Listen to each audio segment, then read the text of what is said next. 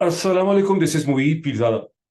बताया जाता है कि ऐन इस वक्त पे जब मैं बोल रहा हूँ, इसी एक घंटे में पाकिस्तान के फरवरी 2024 के इंतखाबात का पहला फेज, पहला मरहला जो है वो मुकम्मल हो जाएगा। इसका मतलब क्या है? इसका मतलब ये है कि election commission of Pakistan, ECP, जिसे राजा सिकंदर सुल्तान साहब बनस्ते नफीस हेड करते हैं,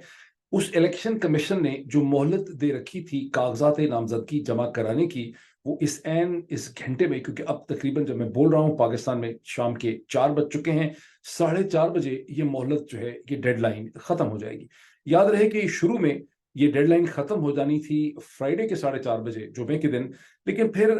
अनोखे लाडले के संधी जनाब इसहाक डार साहब जो हैं, उन्होंने चीफ इलेक्शन कमिश्नर को एक खत लिखा, जिसमें उन्होंने ये वजाहत दी कि ये वक्त आपने बहुत कम दिया है, 3 दिन का। बहुत से कागजात लगाने होते हैं, वह कागजात को वेट करना पड़ता है, बहुत सी नकूल लगानी पड़ती हैं, बहुत सी चीज़ों की मुसद्दिका अटेस्टेशन वगैरह करवानी पड़ती है। तो इसके लिए वक्त ज़्यादा दें। साथ ही उन्होंने ये भी कहा कि हम वक्त तो ज़्यादा मांग रहे हैं, लेकिन हम अंडरस्टैंड करते हैं, हम ये समझते हैं कि ये वक्त आप दे सकते हैं इलेक्शन के स्केड्यूल को डिस्टर्ब किए बगैर, और जाहिर है कि इलेक्शन 8 फरवरी को ही होने। अब क्या मिजाल इलेक्शन कमिश्नर की या इलेक्शन कमिश्नर की कि जब नवाज शरीफ साहब की तरफ से एक रिक्वेस्ट आए तो उसे रद्द कर दिया जाए। बिकॉज जब तक अब तक हमारी जो अंडरस्टैंडिंग है कि ये सारे के सारे इंतखाबात बुनियादी तौर पर अनोखे लाडले को वजीर आजम बनाने या उसकी नॉमिनी को वजीर आजम बनाने के लिए हो रहे हैं। चुनाचे इलेक्शन कमीशन ऑफ पाकिस्तान ने 2 दिन मोहलत में इजाफा कर दिया, और अब ये मोहलत 4:30 बजे, अब से कहिए कि आधे घंटे के अंदर ये मोहलत जो है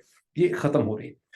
अब पाकिस्तान के जो बड़े बड़े अखबारात हैं, दी डॉन, ट्रिब्यून, बाकी सारे, उन्होंने हेडलाइन ये लगाई हुई है, उन्होंने हेडलाइन लगाई है कि आज के दिन और पिछले दिन में बहुत बड़े बड़े जो लीडर हैं उन्होंने अपने कागजात नामजदगी दाखिल करवाए हैं, जमा करवाए हैं। और फिर उन बड़े बड़े अजीम शान किस्म के जो लीडर्स हैं उनके नाम जो हैं वो बताए गए हैं। बाज़ दफ़ा पे वक्त भी बताया गया, कहाँ जमा करवाए, कैसे जमा करवाए। हकीकत यह है कि ये कोई खबर नहीं है। जब कागजात नामजदगी जमा करवाने थे इन लीडरों ने, तो फिर उन्होंने जमा करवा दी हैं, ये कोई खबर नहीं है। बिकॉज बहुत जो बुनियादी किस्म का भी कायदा होता है जर्नलिज्म का, उसमें बेसिक ये चीज लिखी हुई है पहले ही सफे के ऊपर कि अगर कुत्ता आदमी को काट ले तो ये कोई खबर नहीं है। खबर उस वक्त बनती है जब आदमी कुत्ते को काट ले, जब कोई अनहोनी चीज हो। यहाँ जो खबर बनती है वो ये बनती है कि कौन कौन से लोग हैं जो कागजात नामजदगी दाखिल नहीं करा सके। ये सवाल क्यों अहम है? इसलिए कि गुज़िश्ता 5 दिनों में पूरे पाकिस्तान के तूलो अरज में, खैबर से कराची तक, एक मार धाड़ का सिलसिला जारी था, जहां तहरीके इंसाफ के लीडरान, उनके नुमाइंदे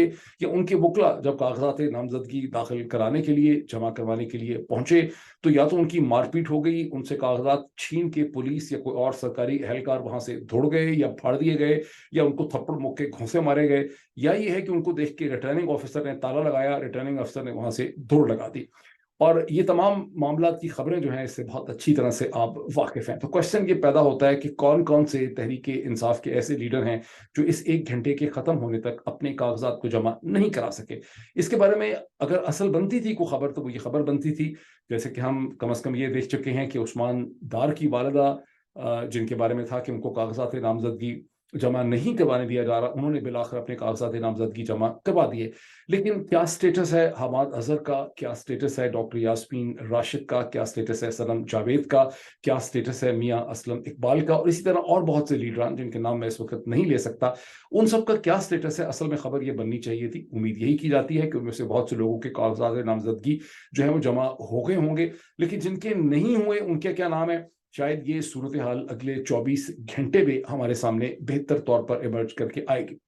अब इसके आगे क्या होगा? अब इसके अगला वो फेज शुरू होगा जहां 25 तारीख से लेकर 30 तारीख के दरमियान इलेक्शन कमीशन जो है इन कागजात की जांच पड़ताल करेगा, जिसे स्क्रूटनी कहा जाता है। और स्क्रूटनी के बाद इनमें से कुछ कागजात को एक्सेप्ट करेगा, कुछ कागजात को रद्द कर देगा। वो यहाँ ये भी देखेगा कि किस शख्स के ऊपर कोई केस है, कोई उसके ऊपर कन्विक्शन है, कोई अदालत का मामला है, उसके कागजात मुकम्मल नहीं है, उसके डॉक्यूमेंट्स ठीक नहीं हैं, उसके टैक्स के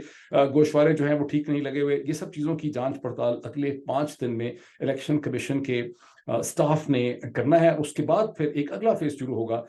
1 जनवरी से 3 जनवरी के दरमियान में। इलेक्शन कमीशन लोगों को अपील का हक देगा। वो लोग जिनके कागजात नामजदगी रद्द हो गए हैं, या बाज ऐसे भी लोग जिनके एक्सेप्ट हो गए हैं, उनके खिलाफ भी इलेक्शन कमीशन जो है वो अपील्स ले सकेगा। और फिर 3 जनवरी से लेके मेरा ख्याल है 8 जनवरी तक और उसके 10 जनवरी तक इलेक्शन कमीशन एक हतमी लिस्ट जो है वो जारी करेगा। ये जो तारीखें मैंने आपके सामने बताई हैं, 25 दिसंबर से 30 जनवरी से 30 दिसंबर माफ कीजिएगा, और फिर 1 जनवरी से 3 जनवरी 2024, ये तारीखें बड़ी अहम हैं। इन्हें एब्जॉर्ब कर लें, अपने जहन में रखें, बिकॉज जो अगली चीज मैं आपको बताने वाला हूं उनका उस चीज का इन तारीखों के साथ बड़ा गहरा ताल्लुक है। अब दूसरी चीज क्या है, जिन लोगों ने कागजात नामजदगी जमा करवाए हैं गुज़िश्ता 24 घंटों में, उनमें एक छोटा सा लीडर भी है जिसका नाम है इमरान खान, जो पाकिस्तान का 22nd प्राइम मिनिस्टर रह चुका है और जो इस वक्त पहले कैदी नंबर 804 था अटक की जेल में, और इस वक्त वो बंद है अडयाला की जेल में, जिसका पता नहीं 924 या पता नहीं क्या वहां पे उसका नंबर। इमरान खान के कागजात नामजदगी लाहौर के एक हल्के से जमा हुए हैं। ये और बात है कि इमरान खान जो हैं उनके खिलाफ एक कन्विक्शन है, और ये कन्विक्शन वही कन्विक्शन है तोशा खाने के एक फजूल वाहियात किस्म के केस में, जहां 5 अगस्त को जज हुमायूं दिलावर ने इमरान खान की कन्विक्शन कर दी थी। उनको मुजरिम समझा था, और उसके बाद इस्लामाबाद हाई कोर्ट ने सेंटेंस को, यानी 3 साल की जो सजा थी उसको तो सेट असाइड कर दिया, लेकिन कन्विक्शन को सेट असाइड नहीं किया और फाइनली उसको लटका के रखा। और 12 दिसंबर 2023 को, अब से चंद दिन पहले, इमरान खान की कन्विक्शन की जो अपील थी उसे इस्लामाबाद के चीफ जस्टिस जनाब मोअज़्ज़ज़ आमिर फारूक साहब ने अपनी इन्फिनिट विजडम के अंदर उसे रद्द कर दिया। ये खबर पुरानी हो चुकी है। जो ज्यादा दिलचस्प खबर है कि डॉन अखबार में गुज़िश्ता 24 घंटे में, अगर आप जानते हैं कि डॉन पाकिस्तान का अंग्रेजी का एक बहुत बड़ा अखबार है, तो डॉन अखबार में एक स्टोरी लगी हुई है। वो स्टोरी ये है कि सुप्रीम कोर्ट ऑफ पाकिस्तान के रजिस्ट्रार ने इमरान खान की वो पिटिशन वापस कर दी है, एतराज़ात लगा के, जो लतीफ़ खोसा साहब ने इमरान खान के बिहाफ पे सुप्रीम कोर्ट में पिछले 24 घंटों के अंदर या 36 घंटों में कहीं जमा करवाई थी। ये क्या मामला है, क्या माजरा है, ये क्या पिटिशन है? ये वो पिटिशन है जिसमें इमरान खान के वकील लतीफ़ खोसा ने इमरान खान के बिहाफ पे इस्लामाबाद हाई कोर्ट की चीफ जस्टिस का जो फैसला था 12 दिसंबर का, जिसमें इमरान खान की तोशाखाने की कन्विक्शन के फैसले को अपहोल्ड किया गया था और इमरान खान की पिटिशन और इस्तदा जो है उसे रिजेक्ट किया गया था, लतीफ़ खोसा साहब ने इसके खिलाफ एक पिटिशन फाइल की थी। और इस्लामाबाद हाई कोर्ट के जो रजिस्ट्रार हैं, उन्होंने उस पर बहुत से एतराज़ात लगा के उस पिटिशन को वापस कर दिया। वो एतराज़ात ये हैं कि इसके साथ कंट्रोवर्सी नहीं लगाई गई, इस तरह से मुझे मतलब समझ नहीं आ रहा। उसके साथ लिस्ट लगनी चाहिए थी तमाम लिटिगेशन के केसेस, उसकी तारीखों की। उसके साथ जो वकील है सुप्रीम कोर्ट एडवोकेट का, उसके साइन होने चाहिए थे और फलां कागज की कॉपी वगैरह लगी होनी चाहिए थी। जब आप सुप्रीम कोर्ट ऑफ पाकिस्तान के रजिस्ट्रार के इन एतराज़ात को देखते हैं तो आपको यकीनी तौर पे ये इंप्रेशन मिलता है कि लतीफ़ खोसा की जो टीम है, ये खुद लतीफ़ खोसा साहब जो है खासे निकम्मे और इनकॉम्पिटेंट वकील हैं, सारी उम्र वकालत करते रहे, सुप्रीम कोर्ट के सामने सैकड़ों केसेस की पैरवी की, लेकिन उनको ये मालूम ही नहीं था कि आपने सुप्रीम कोर्ट एडवोकेट के साइन भी करने हैं, मुख्तलिफ साथ एक लिस्ट भी लगानी है, कंट्रोवर्सी भी लगानी है, पुराने केसेस की कॉपीज भी लगानी है, और आपको ये भी ख्याल आता है कि सुप्रीम कोर्ट ऑफ पाकिस्तान कितना ज़ाहिर अदालती उज़्मा है, कितना बड़ा और एक सॉलिड और अजीम इंस्टीट्यूशन है, जहां इन तमाम छोटे छोटे नुक्तों का ख्याल रखा जाता है। और आप कहते हैं कि वाकई ज़ाहिर है कि सुप्रीम कोर्ट है, और इन चीज़ों का ख्याल रखना तो एक सुप्रीम कोर्ट के रजिस्ट्रार की और सुप्रीम कोर्ट की जिम्मेदारी बनती है, और आप बड़े खुश होते हैं कि कितनी अच्छी हमारी अदालत उज़्मा है। लेकिन उसके साथ ही उसी स्टोरी के अंदर एक सेकंड स्टोरी भी लगी हुई है उसी हेडलाइन के नीचे, जिसमें लिखा है कि शहबाज खोसा, जो गालिबन लतीफ़ खोसा साहब के साहिबजादे हैं, वकील हैं, उन्होंने चीफ जस्टिस ऑफ पाकिस्तान जनाब काजी फायज ईसा साहब के नाम एक उन्होंने कंप्लेंट भेजी है, उन्होंने एक अपील की है उनसे इन राइटिंग। अब आप सोचते हैं कि काजी फायज ईसा साहब से खोसा साहब के चेंबर्स की तरफ से क्या अपील की गई है। आप पढ़ते हैं तो आपको पता चलता है कि ये अपील ये की गई है कि जब यही पिटिशन जमा करवाने के लिए, जिसका मैंने अभी जिक्र किया है इमरान खान के बिहाफ पे, खोसा साहब का जो लीगल क्लर्क है वो सुप्रीम कोर्ट की बिल्डिंग में पहुंचता है, तो सुप्रीम कोर्ट की बिल्डिंग के अंदर फर्स्ट फ्लोर में स्टेनो के कमरे में सुप्रीम कोर्ट बार एसोसिएशन के ऑफिस के बिल्कुल सामने खोसा साहब के लीगल क्लर्क को 4 नामालूम अफराद, कौन, 4 नामालूम अफराद जो हैं वो उसकी ठुकाई करते हैं, उसको थप्पड़ और घूंसे मारते हैं, उसको डराते धमकाते हैं, उसका मोबाइल फोन छीन लेते हैं, उसकी फाइल भी ले लेते हैं, उसकी यही पिटिशन जो जमा करवाने आया था वो पिटिशन भी उससे छीन लेते हैं। और इसके ऊपर खोसा साहब के साहिबजादे ने एक बड़ा गमो गुस्से का इजहार किया है कि ये آئین کی قانون کی خلاف ورزی ہے، آرٹیکل فلاں فلاں فلاں فلاں فلاں جو ہے اس کو وائلیٹ کر دیا گیا ہے، ایسی چیز سپریم کورٹ آف پاکستان کے سامنے اگر ہوتی ہے تو یہ کنٹمپٹ آف کورٹ ہے، ہمیں پروٹیکشن چاہیے، سیکورٹی چاہیے، وغیرہ وغیرہ وغیرہ۔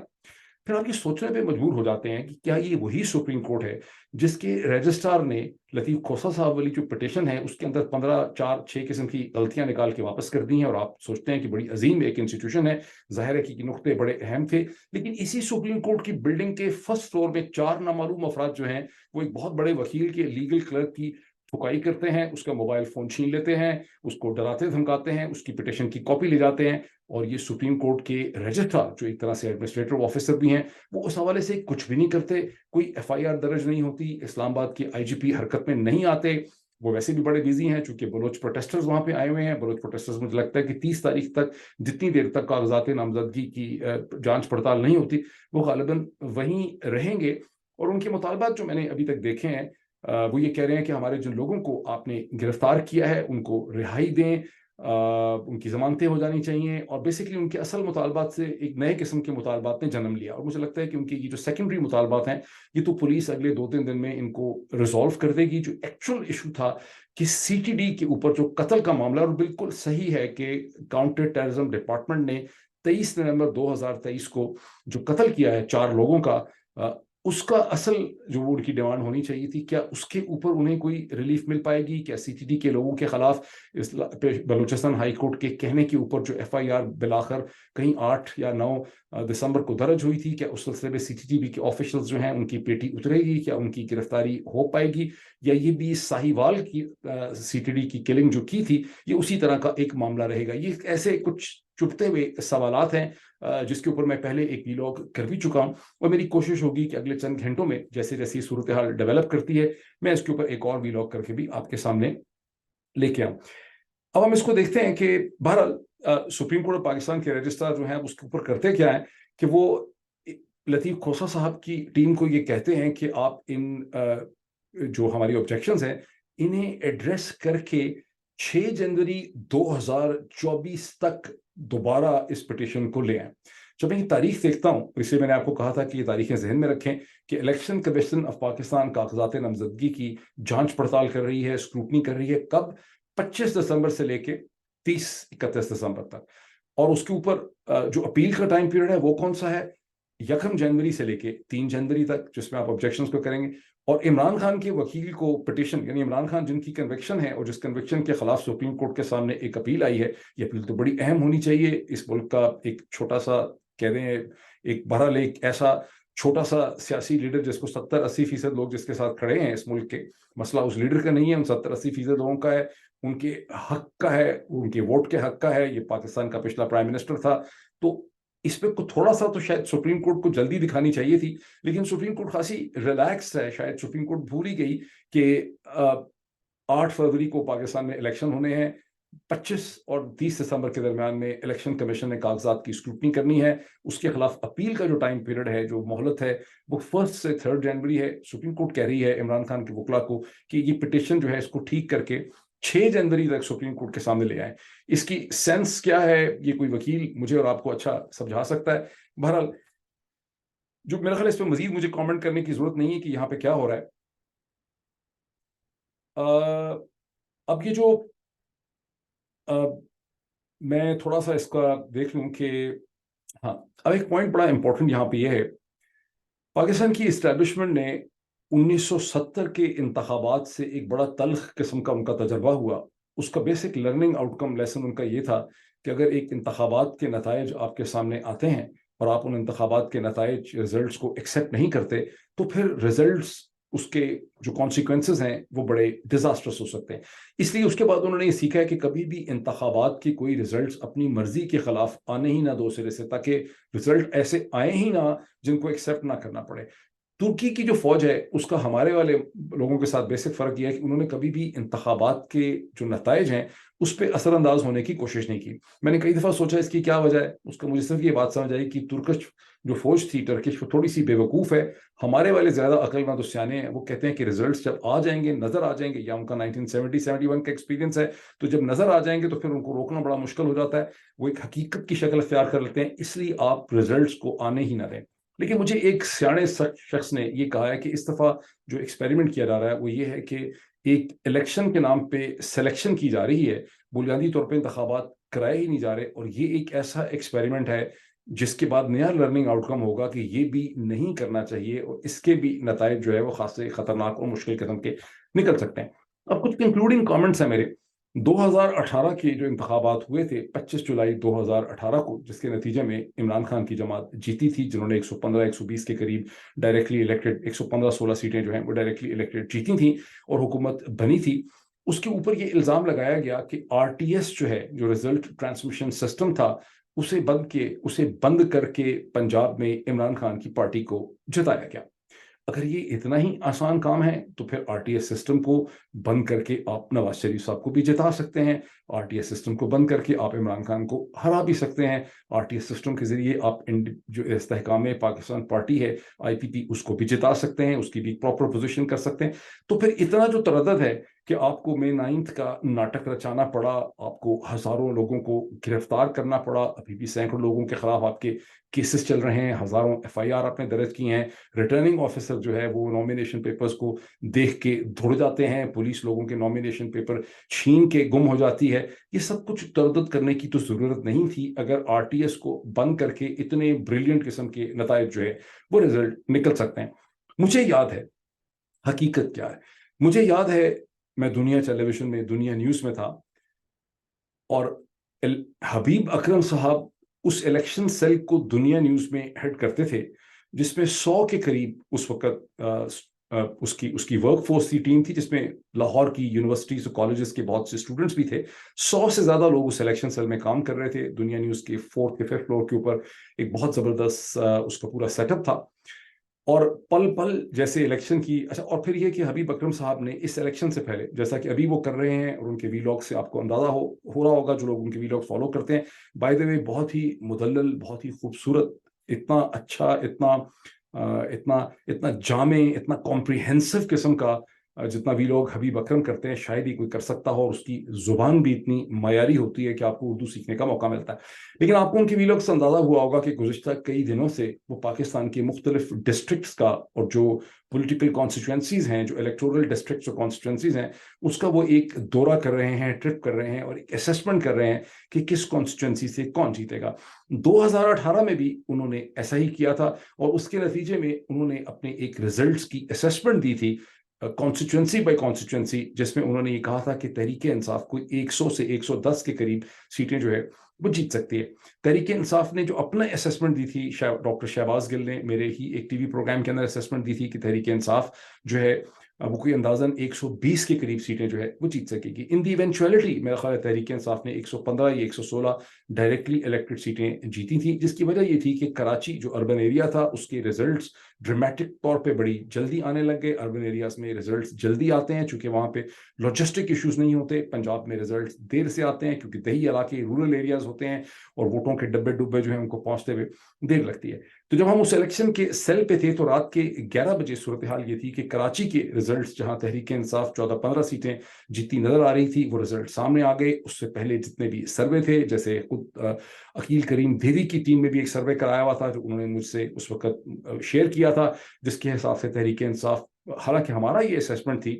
میڈیا کی کہ تحریک انصاف 5-6 سیٹیں نکالے گی کراچی سے، عقیل کریم دیدی صاحب نے مجھے یہ کہا تھا کہ ہم نے اپنا انالیسس کیا ہے کہ یہ 9-10 سیٹیں نکال سکتے ہیں، اینڈ وی ور سرپرائز، اور ہمارا خیال تھا کہ جس سروے کی یہ بات کر رہے ہیں یہ فلاڈ ہے۔ لیکن جب 14-15 سیٹوں کی شکل ڈیولپ ہو گئی کراچی کے اندر، اور یہ ریزلٹس رات کے 9-10 بجے کے قریب، تقریباً 10-1 بجے کے قریب یہ واضح ہونے لگ گئے، تو یہ وہی ٹائم تھا 10 اور 11 بجے کے درمیان جب پنجاب کے اندر result transmission system RTS suddenly بند ہو گیا۔ جب RTS بند ہوا اس وقت پنجاب کی جو ریزلٹس اور نتائج ہمارے سامنے آ رہے تھے، ان تمام حلقوں سے تحریک انصاف سبقت لے رہی تھی۔ یہ پہلی دفعہ نہیں، میں نے بتایا، میں اپنے ٹیلی ویژن پروگرام کے اندر، 92 نیوز کے اندر، دنیا نیوز کے اندر بہت دفعہ یہ بتا چکا ہوں، اگر میں نے اس پہ کچھ ویلاگس کیے ہیں میں اس پہ بھی بتا چکا ہوں، میں نے اس کے حوالے سے درجنوں ٹویٹس بھی اس زمانے میں کیے تھے۔ تو اس ریزلٹ ٹرانسمیشن سسٹم پہ اس سے پہلے کہ اس کے اوپر PMLN اور PPP کھپ ڈالتے اور شور مچاتے، جو الیکشن کے 48 گھنٹوں کے بعد انہوں نے مچانا شروع کیا، جو ایک اشارہ تھا، ان کو کہیں سے اشارہ آیا جب انہوں نے مچانا شروع کیا، اس ناچیز نے اس پہ بہت شور مچایا۔ میں نے اس کے اوپر درجنوں ٹویٹ کیے، میں نے اس پہ کھپ ڈالی، میں نے اس پہ ٹی وی پروگرامز کیے، میں نے اس کے اوپر ویلاگ کیے، بیکاز میرا انالیسس یہ تھا کہ RTS سسٹم کو بند کر کے تحریک انصاف کی 20-25 سیٹیں جو ہیں پنجاب کے اندر ماری گئی ہیں، بہت کم بھی کر لیں تو 15 سے 20 کے درمیان سیٹوں کو اس سٹیج کے اوپر مارا گیا تاکہ تحریک انصاف کو بے ساکھیوں پہ رکھا جائے، اسے مجبور کیا جائے کہ اس کو دوسری جماعتوں کے ساتھ مل کے حکومت بنانی پڑے اور اس کے پاس سمپل میجورٹی نہ ہو۔ جو میرا جو شور و واویلا تھا وہ ایک پرنسپل فیکٹر تھا جس کے نتیجے میں ایک انکوائری مارک ہوئی۔ اس انکوائری کو پرائم منسٹر کی عمران خان کی سائٹ سے سینیٹر اعظم سواتی جو ہے اس انکوائری کو لیڈ کر رہے تھے۔ اس انکوائری میں بہت سی ایجنسیاں بھی انوالو تھیں۔ اس انکوائری کی پروگرس جو ہے میں سینیٹر اعظم سواتی کو ملتا رہا۔ سرینا ہوٹل کا جو اس کا اس کی ایک لابی ہے باہر جہاں پہ گراسی پیچ ہے، مجھے اس جگہ کا نام بھول رہا ہے، جہاں بریک فاسٹ کے لیے لوگ اکٹھے ہوتے ہیں، وہاں میری ان سے اکثر میٹنگ ہوتی تھی۔ 2 یا 3 دفعہ میں نے ان سے میٹنگ کی اور انہوں نے مجھ سے رزلٹ شیئر کیے کہ کیسے جو بھی حقائق سامنے آ رہے تھے کہ ایسا ہے، مطلب یہ شروع میں ہمارا یہ خیال تھا کہ چیئرمین نادرا جو ہیں ان کا اس کے ساتھ، کیونکہ وہ PMLN کے اپوائنٹی تھے اور تھا کہ شاید انہوں نے اس میں کوئی گند کیا ہے، لیکن چیئرمین نادرا سے میری بات تو نہیں ہوئی تھی، لیکن چیئرمین نادرا نے مجھے بالواسطہ طور پہ ایک میسج بھجوایا۔ انہوں نے کہا کہ میں کیٹیگوریکلی آپ کو ری ایشور کرتا ہوں کہ یہ جو کچھ بھی ہوا ہے اس کے ساتھ چیئرمین نادرا کا کم از کم کوئی ہاتھ نہیں ہے، یا آپ اس کو ضرور ایکسپلور کریں، کسی اور نے ضرور کچھ کیا ہے لیکن چیئرمین نادرا نے اس کے بارے میں کچھ بھی نہیں کیا۔ اور یہی چیز، اسی نتیجے پہ سینیٹر اعظم سواتی بھی پہنچے تھے۔ یہ انویسٹیگیشن ابھی چل رہی تھی کہ سینیٹر اعظم سواتی نے مجھے بتایا کہ پرائم منسٹر نے کہا ہے کہ ان کو یہ کہا گیا ہے کہ اس کو روک دیں۔ تو جو میں نے اس سے پوچھا کہ کیا وجہ ہے تو وہ بہت زیادہ بات نہیں کرنا چاہتے تھے۔ کچھ انہوں نے مجھے تھوڑا سا بتایا، کچھ مہینوں کے بعد انہوں نے مجھے باقی بتایا، اور وہ پکچر یہ تھی کہ پاکستان کی اسٹیبلشمنٹ کی طرف سے پرائم منسٹر عمران خان کو یہ میسج ملا کہ آپ تو پرائم منسٹر بن چکے ہیں، اپنے ہی الیکشن کو آپ کیوں متنازع بنا رہے ہیں، کیوں گڑے مردوں کو اکھاڑ رہے ہیں، اس سے بڑی کنٹروورسی پیدا ہوگی، بڑی بحث چھڑ جائے گی، تو RTS کی اس انکوائری کو بند کر دیں۔ اب میں اس کا تمام تر یعنی سوچنے کے لیے آپ کو اوپر چھوڑ دیتا ہوں کہ اس کا کیا مطلب تھا اور اس سے آپ کے سامنے کیا آپ کو بات سمجھ آتی ہے۔ اس وقت اس سٹیج کے اوپر میں سمجھتا ہوں سپریم کورٹ پاکستان کے سامنے بنیادی طور پہ 2 ٹیسٹ ہیں، لٹمس ٹیسٹ ہیں۔ ایک یہ کہ کیا تحریک انصاف کو بلے کا نشان ایز اے سمبل ملے گا، اس کی بہت سگنیفیکنس ہے، میں پہلے آپ کو ایکسپلین کر چکا ہوں۔ اس کی ایک سگنیفیکنس تو یہ ہے کہ تحریک انصاف کو ایک سیاسی جماعت کی حیثیت سے الیکشن لڑنے ہی نہیں دیا جا رہا، ان کو ایک انڈیویجول ڈسپیریٹ الگ نمائندوں کی حیثیت سے، آزاد امیدواروں کی حیثیت سے الیکشن لڑنے پہ مجبور کیا جا رہا ہے، جس سے کہ ایک پاکستان کی سب سے بڑی سیاسی جماعت کی جو انٹیگریٹی ہے، اس کی جو ایک اینٹیٹی ہے وہی ختم ہو جاتی ہے، اور اس کے ہر انڈیویجول آزاد امیدوار کی حیثیت سے جیتنے والے کو آپ مینج کر سکتے ہیں اور اسے کسی اور بھی سیاسی جماعت PMLN PPP IPP کے اندر جانے میں مجبور کر سکتے ہیں۔ دوسری اس کی سگنیفیکنس یہ ہے کہ جو 60 سیٹیں ہیں جو آپ کو ریزرو سیٹیں ہیں عورتوں کی، پروفیشنلز کی، مائنورٹیز کی، اس میں سے اگر تحریک انصاف آسانی سے بھی 30-40 سیٹیں اس کو مل سکتی ہیں، آپ ان سیٹوں سے بھی تحریک انصاف کو محروم کرنا چاہ رہے ہیں۔ تو یہ گیون دی فیکٹ کہ اگر آپ تحریک انصاف کو اس کا سمبل ملتا ہی نہیں ہے، تحریک انصاف ایک نشان کے ساتھ ایک سیاسی جماعت کی حیثیت سے الیکشن نہیں لڑ سکتی، تو پھر یہ الیکشن نہیں رہیں گے، یہ بالکل ایک سلیکشن بن جائے گی، اس کی تمام افادیت پولیٹیکل ختم ہو جائے گی۔ اس لیے سپریم کورٹ پاکستان کا ایک بنیادی لٹمس ٹیسٹ یہ ہے کہ کیا اگلے 76 گھنٹوں میں ٹیوزڈے کے دن آنورڈز سپریم کورٹ پاکستان کے سامنے جب یہ پٹیشن آتی ہے جو بیرسٹر گوہر علی خان لے کے آتے ہیں، تو کیا سپریم کورٹ تحریک انصاف کو بلے کے نشان کی ساتھ الیکشن لڑنے دے گی؟ یہ پہلا لٹمس ٹیسٹ۔ دوسرا ہے کہ کیا عمران خان کو رہائی ملے گی فزیکل، تاکہ عمران خان جیل سے باہر نکل کے ضمانت پہ اپنی سیاسی جماعت کو ایک لیڈر کی حیثیت سے لیڈ کر سکیں۔ یہ 2 بنیادی ٹیسٹ ہیں سپریم کورٹ آف پاکستان کے۔ اللہ کرے کہ سپریم کورٹ آف پاکستان کو اللہ خدا تعالیٰ اس ٹیسٹ میں اسے سرخرو کرے۔ لیٹس سی کیا ہوتا ہے، پھر ملاقات ہوتی ہے آپ سے۔ Thank you.